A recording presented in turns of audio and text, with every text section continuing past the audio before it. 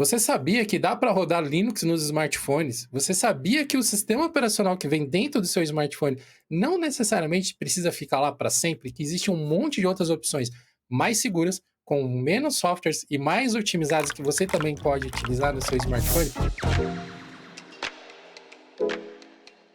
Nesse episódio do Geocast, eu trouxe aqui um convidado especial para a gente conversar sobre sistemas operacionais para smartphone e ele vai contar também sobre o projeto que ele está desenvolvendo nessa área. Estou aqui com o nosso super convidado de hoje, o Jefferson, também conhecido nas interwebs aí como Slack Jeff. Cara, seja muito bem-vindo ao Geocast. Só o pessoal, até que fim, eu tava me coçando pra vir aqui, trocar uma ideia com vocês. E quem não me conhece, eu sou o Slack Jeff, tenho um canal aqui no YouTube, onde falo de Linux, software livre, privacidade e mais recente também a gente tá falando sobre smartphones também, segurança principalmente, né? E ROMs customizados para privacidade, segurança, etc. Então é isso aí, cara. Vambora. Eu vi que você está com o projeto Cassandra, que está abordando aí segurança, mais privacidade dentro dos smartphones.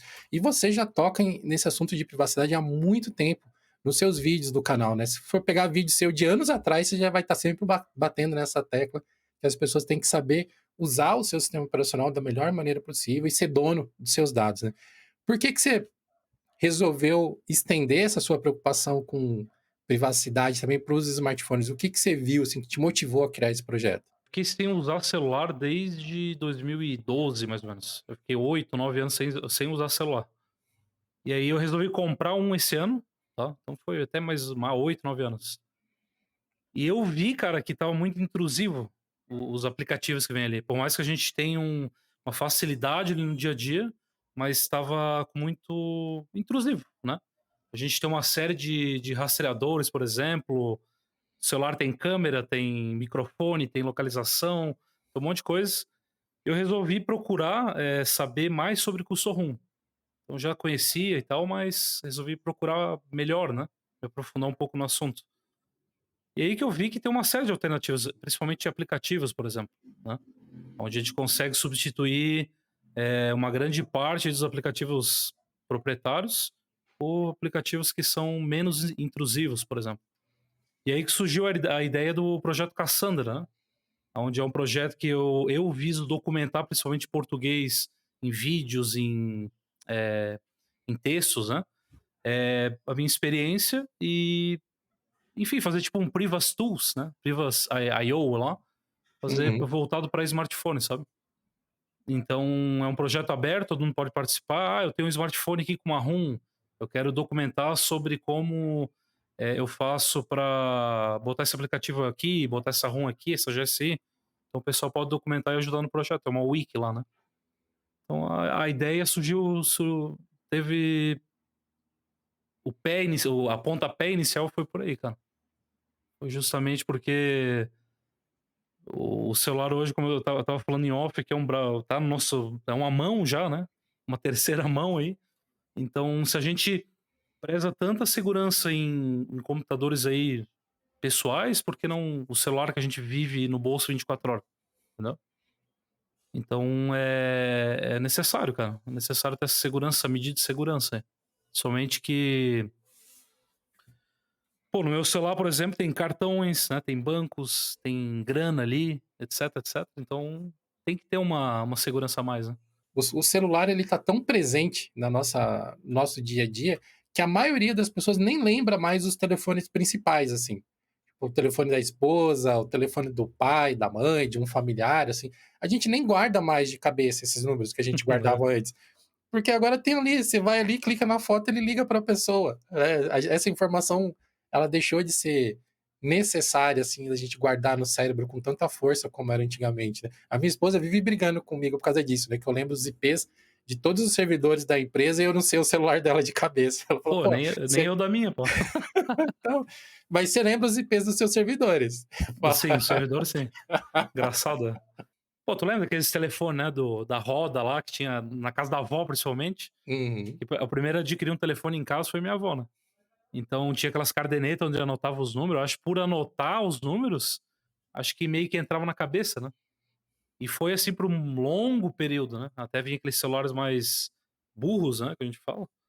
E Uhum. a gente anotava, mas não tinha muita coisa que fazer, né. Hoje em dia a gente precisa fazer várias coisas, menos ficar decorando número.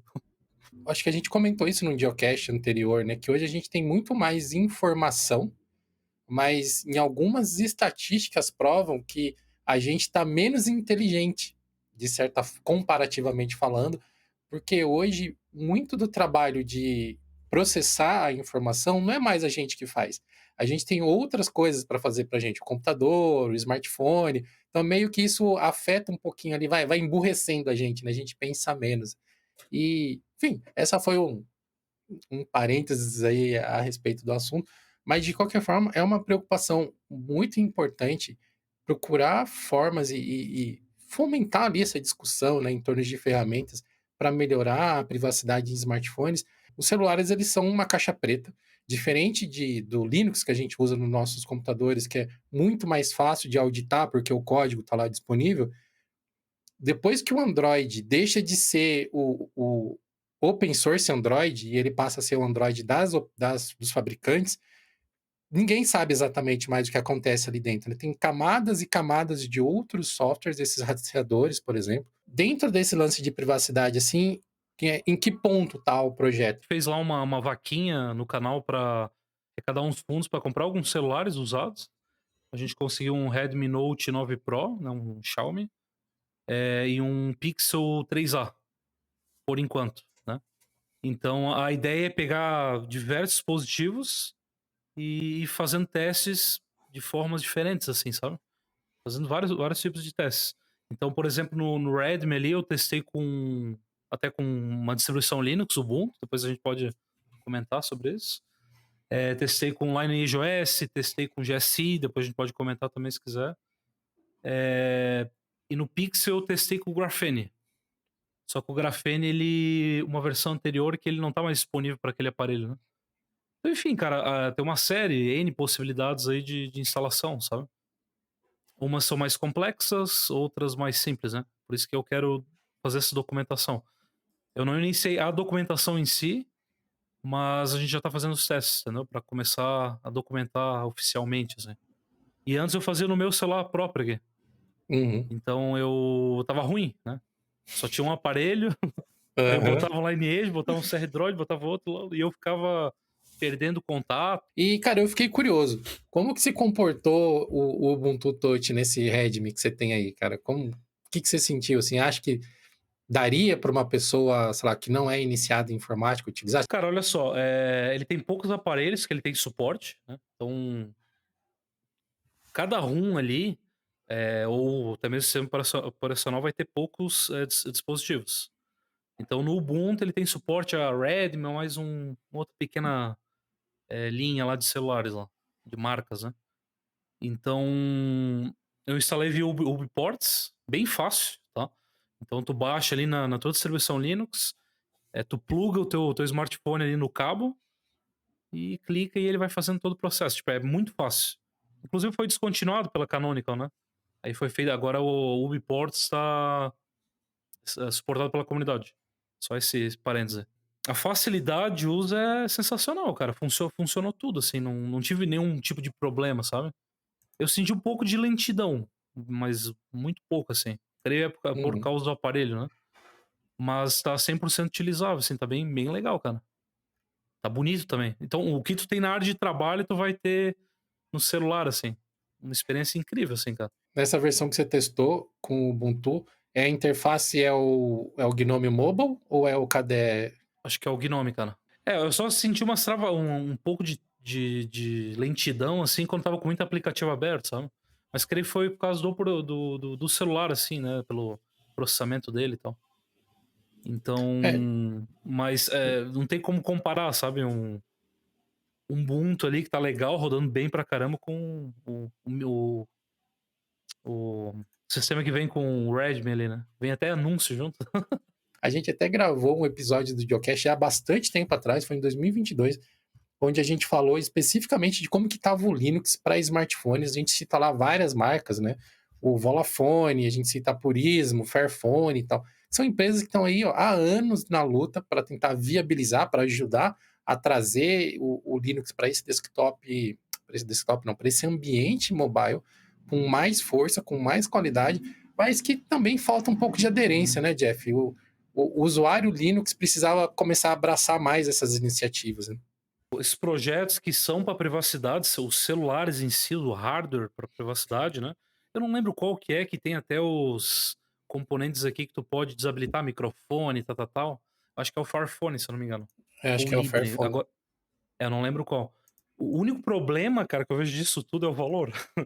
15 mil reais, é uma coisa assim, não, fica inviável para um ser mortal brasileiro, entendeu?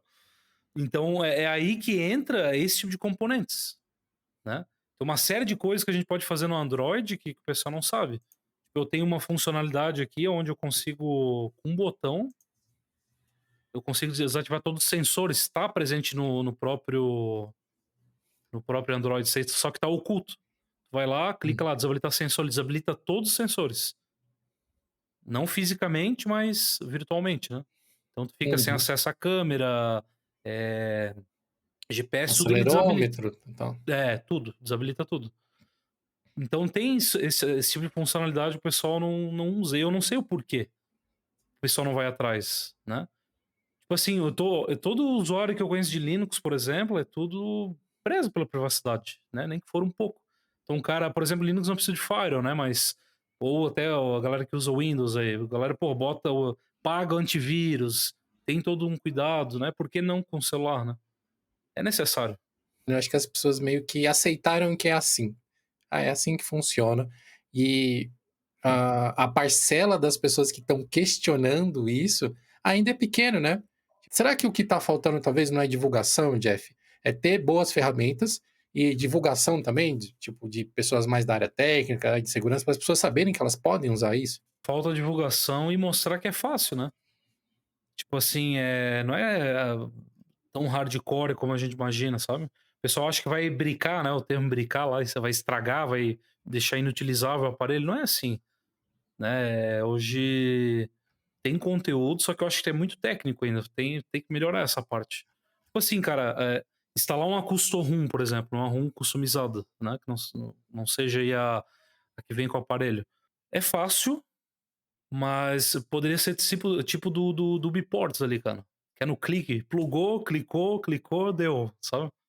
Pô, ia atrair mais usuário, né? Falta esse tipo de coisa, sabe? Uma grande barreira, talvez, é o lance do bootloader fechado, né? Dele ser bloqueado para você não poder tirar o software de fábrica. Se isso, se fosse possível não ter isso sem afetar muito a segurança do device, talvez a gente conseguisse ter uma liberdade maior com isso, né? O que que você acha? Pelos testes que eu fiz aqui, tipo, tem fabricantes que até facilitam, e lembrando que perde a garantia, infelizmente. Eu comprei um aparelho e 3 dias depois botei a custom ROM, perdi a garantia. Eu me arrisquei, mas Uhum. difícil, né? Caiu o raio na cabeça do cara. Eh, Tem fabricantes que vão facilitar, tipo, é o caso da Motorola. Facilita, tu vai lá, preenche o formulário, tem que enviar esse formulário, você tem que saber que tem que estar desbloqueado, infelizmente. E deu, tá tudo certo, eles te permitem desbloquear. E já numa Xiaomi da vida, né, um Redmi ali, por exemplo, demora 7 dias. Tem formas mais rápidas, né? Só que daí é muito avançado, já nem eu sei como é o processo lá. Mas tem formas mais fáceis, mais rápidas, na verdade. Então demora 7 dias, tu vai lá, desbloqueia o bootloader numa segunda, e na próxima segunda tu vai conseguir desbloquear o bootloader, para daí continuar o processo da instalação de uma custom ROM, né? Já, por exemplo, um Pixel da vida é simples, e inclusive o aparelho do Google ele é o único aparelho que permite, tá? No meu conhecimento, permite tu bloquear de volta o bootloader, cara. Tu bota uma custom ROM e bloqueia de volta, ele permite, as outras não. Você trocar a ROM do celular tem vários passos, né? O primeiro, o essencial, é desbloquear o aparelho, porque esse desbloquear o aparelho significa que você pode tirar o software padrão de fábrica e botar o que você quiser no lugar. E o próximo passo seria o que a gente chama de root, né? Que é você liberar as permissões do administrador do sistema para você poder trocar os programas e tal.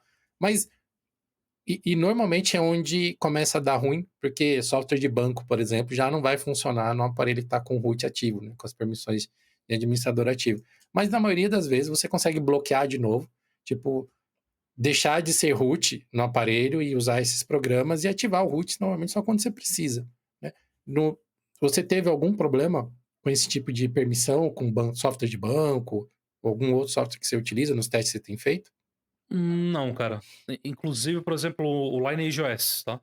Então, é o sistema que eu uso aqui no meu dia a dia, né?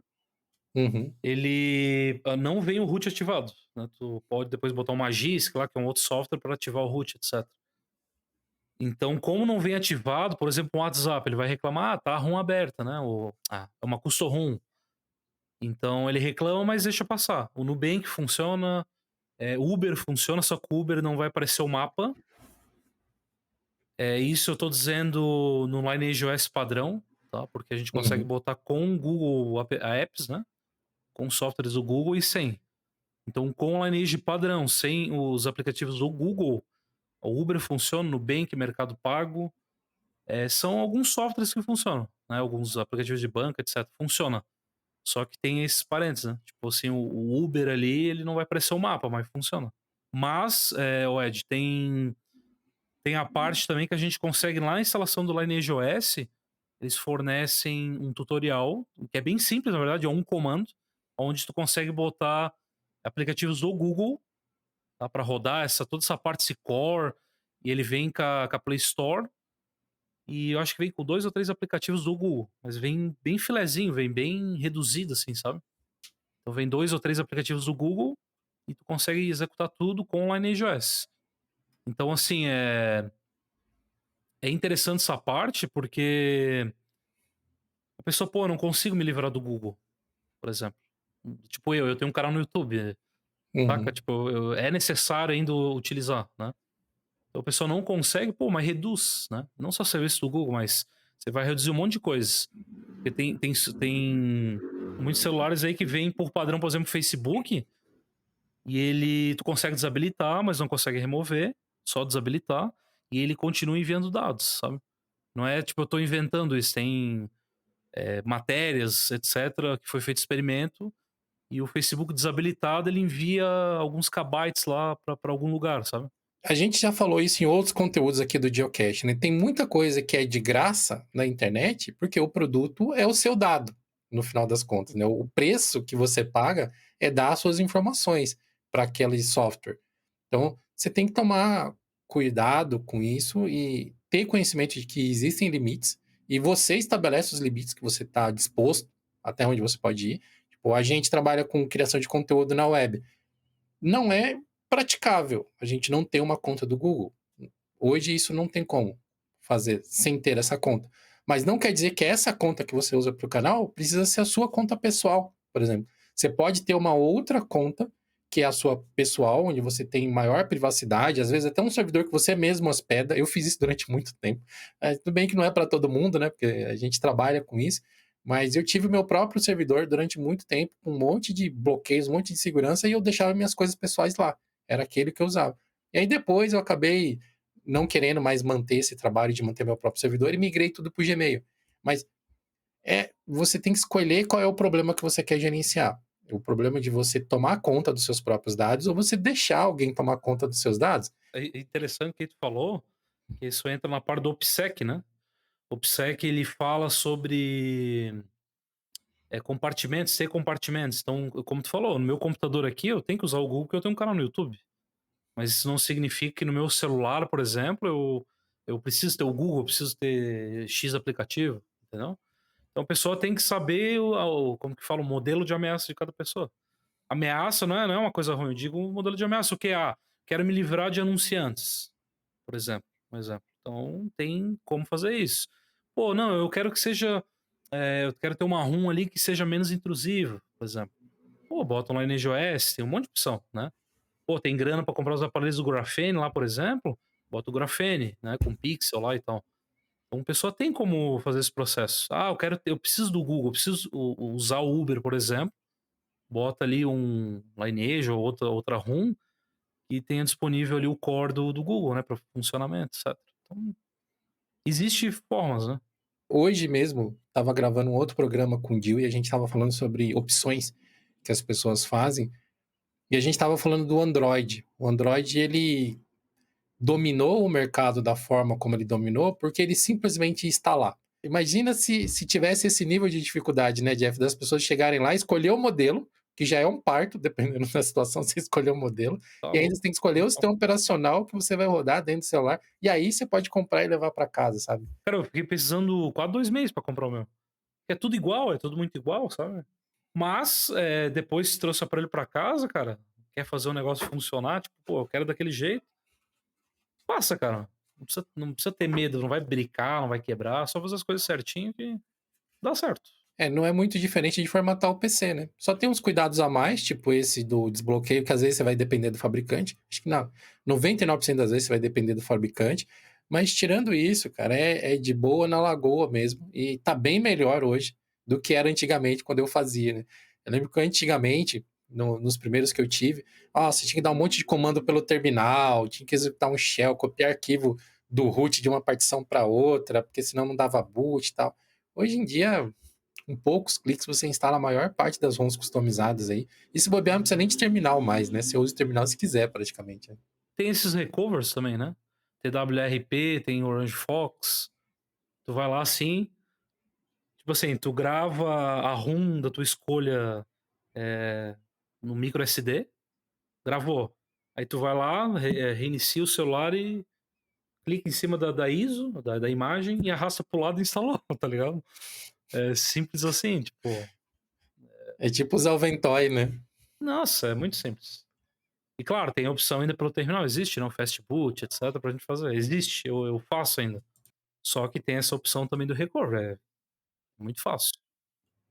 É. Que eu Dá pra atender todos os públicos, desde a gente, assim, que gosta de digitar comando, até quem só quer clicar e arrastar, né? já se é uma imagem genérica, cara, inserida, se eu não me engano, no Android 8 ou 9, né, do projeto Treble. Então simplificando aqui, tá? Cada ROM, por exemplo, que tu vai escolher lá, ela tem uma série de dispositivos para tu que são suportados oficialmente, né? Por exemplo, Lineage OS, Android, Cherry, tem o ArrowOS, tem um monte de ROM. Então cada um tem os dispositivos suportados. Eu falo tanto do Lineage OS porque eles disponibilizam um número de telefones lá de suportados, né? Bem grande assim. Então, se não tiver suporte, tu pode ir para uma GSI. Então, simplificando um pouco mais, enquanto, por exemplo, lá na iOS tem um suporte para Moto G52, né, eles vão lá, fazem daquele jeitinho, bota o suporte a tudo que precisa, necessário para rodar no Moto G52. Uma imagem genérica, ela foi feito uma imagem para vários aparelhos. Então, assim, se o teu celular ele não tem suporte a nenhuma custom ROM, né, tu pode botar uma GSI, por exemplo, e funciona também. Só que a diferença é que é uma imagem genérica, né? Tem coisas que pode não funcionar, por exemplo. No meu caso, eu tive problemas com fone de ouvido, mas daí foi só ir na configuração e habilitar, sabe? Então habilitei, funcionou, tá tudo certo. Então tem os seus prós, os seus contras, só que se o seu celular não ter suporte a nenhum dessas ROMs, pode recorrer ao GSI, entende? Então, se o teu celular de fábrica veio acima do Android 8, então tu já consegue instalar uma GSI. Cara, eu acho que é um paralelo que a gente pode fazer com as imagens de container que a gente tem em desktop, né? Porque você Uma tem app aquelas imagens, Image. tipo, né? Você tem o, sei lá, no caso do Alpine Linux, por exemplo, você tem o Core, que é aquele sistema pequenininho, e você vai jogando o que você quer em cima, né?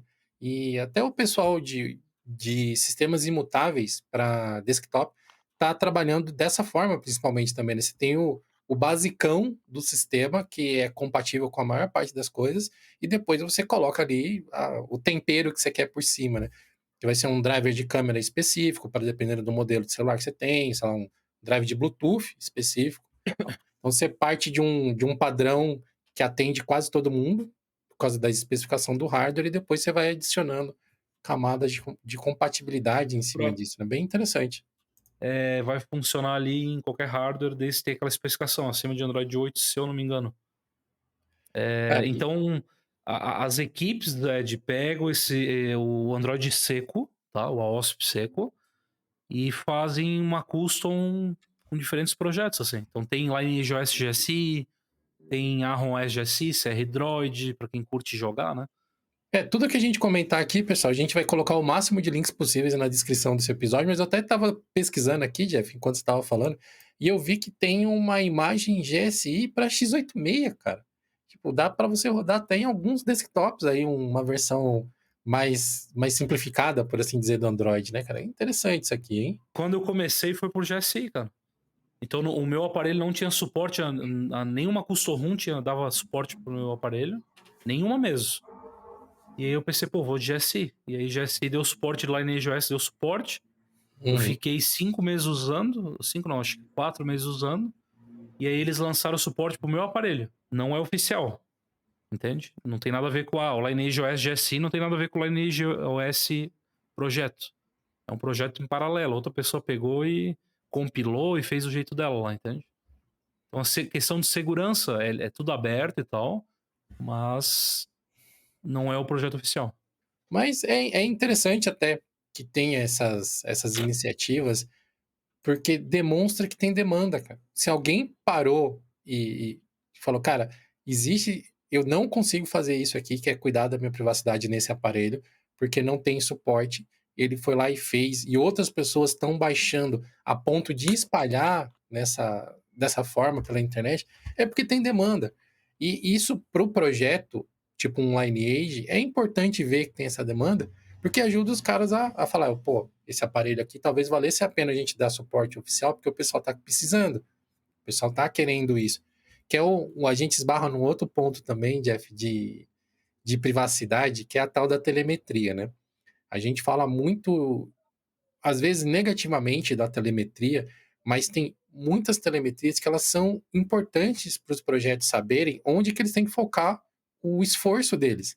Tipo, meu, sei lá quantos milhões de aparelhos diferentes existem rodando, capazes de rodar Android por aí. Como que um projeto como o Lineage, por exemplo, ou sei lá, um outro que eu gostava muito, que era o Paranoid Android, né, que é uma distribuição bem bacana também. Como que eles vão escolher quais aparelhos que eles vão dar suporte ou não vão dar suporte? Né? É só com base no feedback mesmo, só com base no que as pessoas estão tentando instalar, em qual aparelho está tentando instalar, para saber se eles precisam correr ou não para um aparelho para outro, né? Tô falando pelo Lineage, é o projeto que eu mais, tô por dentro, assim, né. São pessoas, tipo assim, eu tenho um modo G52, eu vou lá, compilo o kernel e faço rodar no meu modo G52 funcionando, e aí eu mando pro projeto Lineage.js, e eles vão dar aquele ajuste final e vão falar: "Não, beleza", aí a pessoa pode manter, entendeu. Então dá pra pessoa manter também. Se a pessoa tiver conhecimento, ela consegue manter com o projeto oficial. Mas é importante, obviamente, precisa ter, esse feedback, né. Essa parte de telemetria meio que virou um palavrão, né? Virou um tabu nas comunidades de software livre de maneira geral. E tem formas e formas de fazer isso, né? Eu acho que existem maneiras que podem ser úteis para auxiliar as distribuições, auxiliar os projetos a irem na direção certa, mas é totalmente diferente disso que a gente está falando aqui, por exemplo, do aplicativo do Facebook ficar mandando informação mesmo quando você desabilita. Isso é intrusivo. Mas, por exemplo, há uns anos atrás, o Debian criou aquele Popularity Contest do Debian, que é para saber quais são os Hum. pacotes que estão sendo mais usados e tal. Cara, que é uma parada totalmente inócua. Ele só fala quais são os pacotes que estão instalados. Ele não fala qual que é a máquina, nada. Só quais pacotes estão instalados. E quando essa ferramenta surgiu, teve uma série de gente reclamando, não sei o quê, monitorando o que eu estou instalando. Não, meu amigo, não tá monitorando. Ele nem sabe quem que você é. Ele só sabe os pacotes, porque é isso que importa pro Debian. Não é conhecer o Ed, não é conhecer o Jeff, não é conhecer o Jill, não é conhecer ninguém. Ele só quer saber dos pacotes. E o legal, cada projeto vai apresentar uma forma ali, tipo, é como o Linux mesmo, sabe. Um é voltado pra música, outro não sei o quê, outro não sei o quê, pra jogos, outra etcétera. E tem lá também essas ROMs pra isso.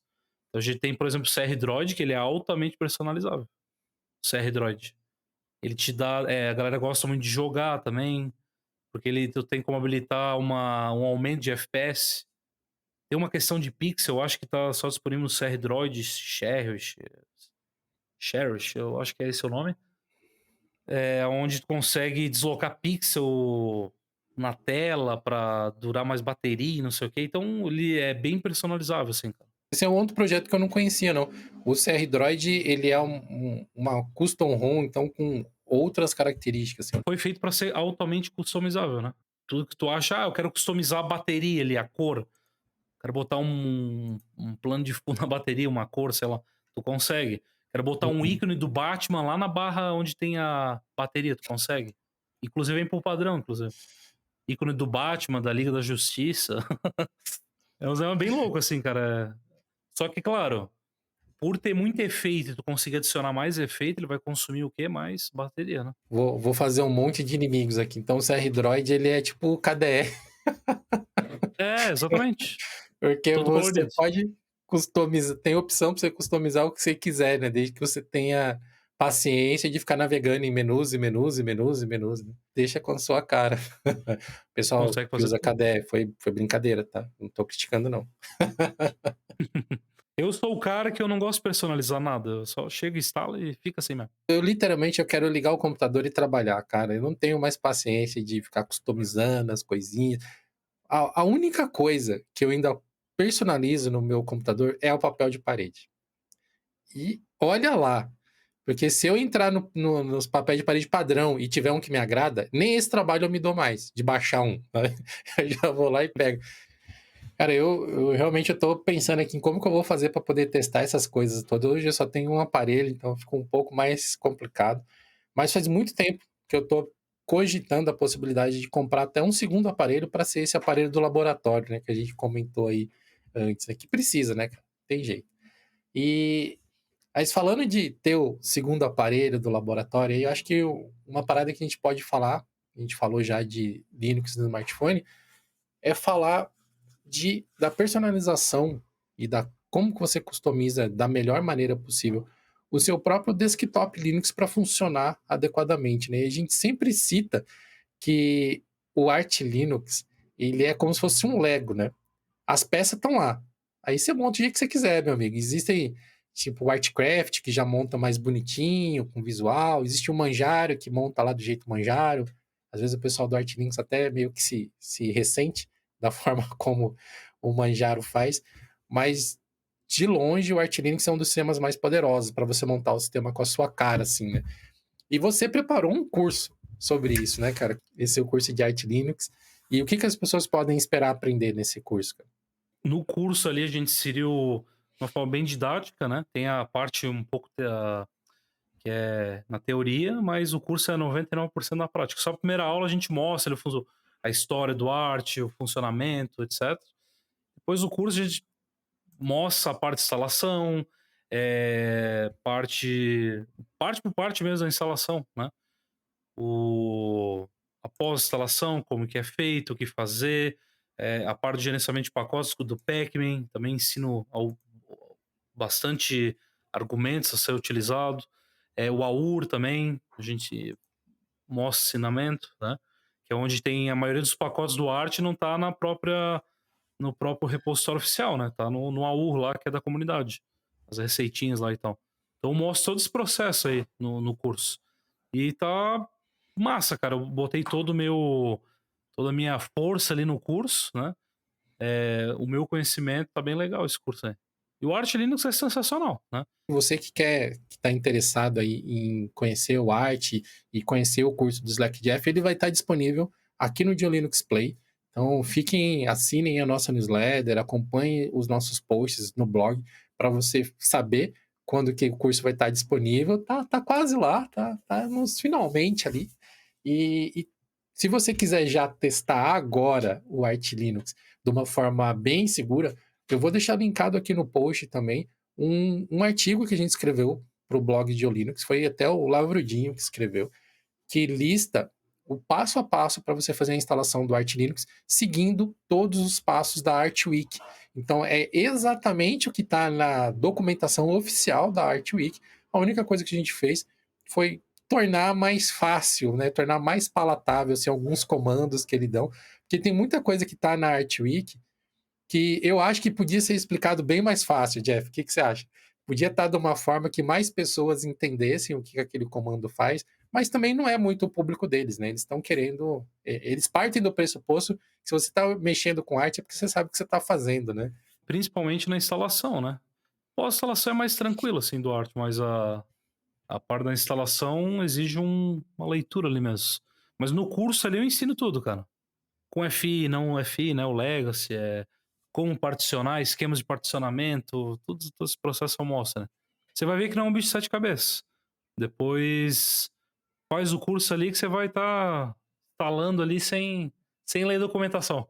A gente tem um grande demográfico aqui de pessoas que acompanham o Linux que usam sistemas com base Debian, né? Ubuntu, Pop! OS, Linux Mint e tal. Se você tivesse que falar um motivo para essas pessoas que não usam base art darem uma chance para base art, qual seria esse único motivo que você listaria? Controle de pacotes, cara. Ele vem, apesar que não é o menor, né, tem o Void, por exemplo, tem o Alpine, por exemplo, mas ele é uma distribuição que vem a base mesmo. Então dali, da base, tu começa a instalar as coisas. Então é ideal pra galera que gosta mais de minimalismo, assim, e tal. E a pessoa pode moldar o sistema do jeito que ela quer, né. Não é quase um Gentoo, mas tá nos caminhos ali. Vem tudo binário e tal, bem fácil. E o Pac-Man é bem fácil de ser utilizado também. Ele é fácil e é difícil quebrar. Eu nunca consegui quebrar o Pac-Man, cara. Ele é bem feito, ele é bem estruturado, assim, bem escrito. Eu usei Arch Linux durante um tempo. Quando a gente escreveu esse artigo para o blog, eu fui o boi de piranha. Então eu tinha aqui minha máquina, o Lavrudinho mandou o artigo para mim e falou: ó, testa aí. Aí eu fui, coloquei o artigo aqui no celular, fui seguindo os passos e replicando aqui no computador e instalei. Instalei até bem rápido, acho que eu gastei uns 15 minutos para instalar o Arch aqui na minha máquina.